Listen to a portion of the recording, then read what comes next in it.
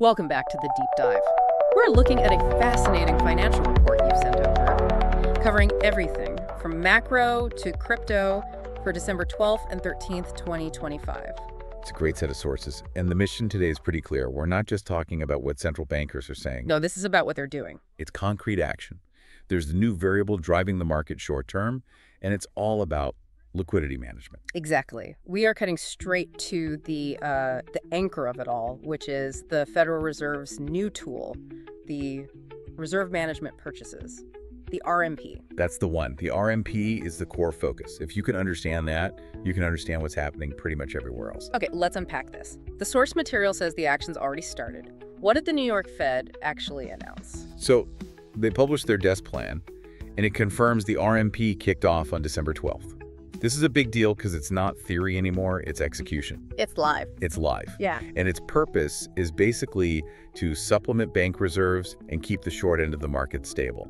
And how is this different from, say, QE? That's what everyone's going to be thinking. Right.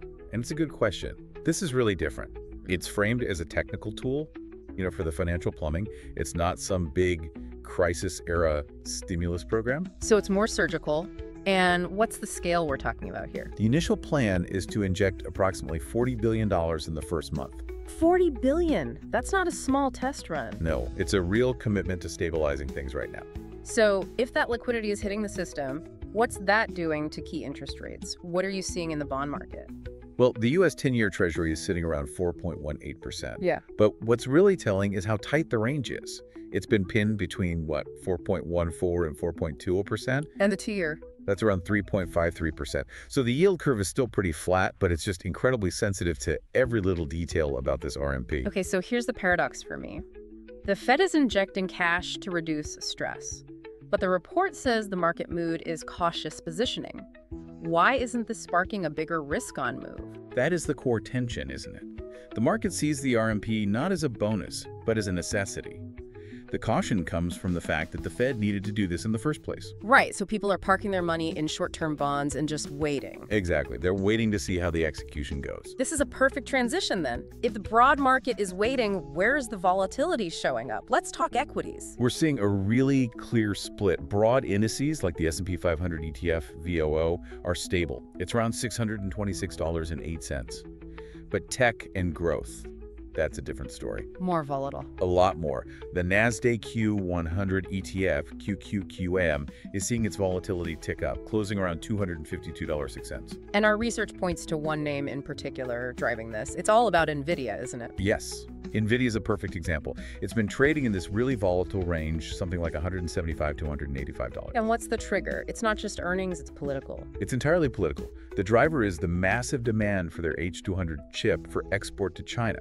But that demand is directly in the crosshairs of geopolitical risk. So you've got parliamentary questions being asked, and that's moving the stock price day to day. Precisely. The price isn't moving because of the Fed's $40 billion. It's moving because of a headline about export controls. Okay, now let's go to the riskiest end of the spectrum, the crypto market. What's the sentiment there? It's a really mixed message, which honestly just reinforces that theme of caution. Bitcoin is trading high around $92,000. Which sounds great on the surface. On the surface, yeah. But the short-term volatility is huge. Lots of leverage, lots of liquidations. It's a high price, but it feels shaky. And the Crypto Fear and Greed Index confirms that. It's not neutral, it's deep in fear. That's right, it's sitting around 20 to 35.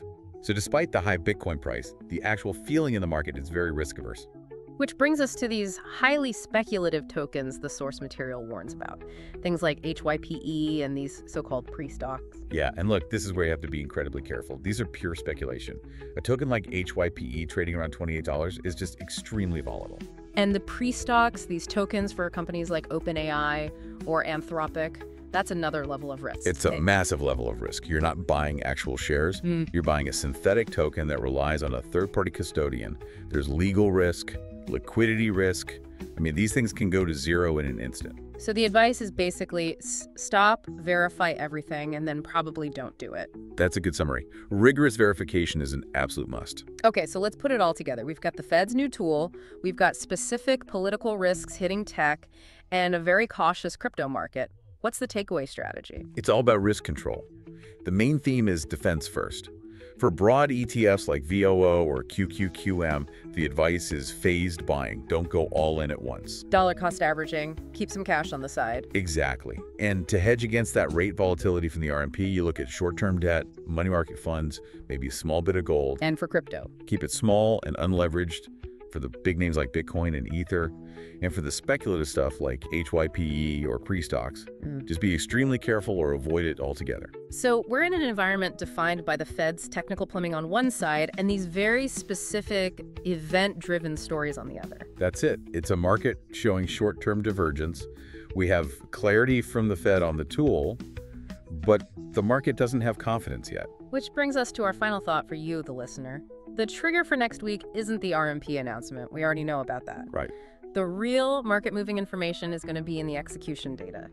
You need to watch the volume, the frequency, and who's participating in those first RMP operations. Because if that's smooth, the money starts to flow back into risk assets, if it's bumpy. The cautious mood could turn into real risk-off selling. The plumbing is now visible. Watch the flow. Exactly. Thanks for diving deep with us. We'll be watching those details right alongside you.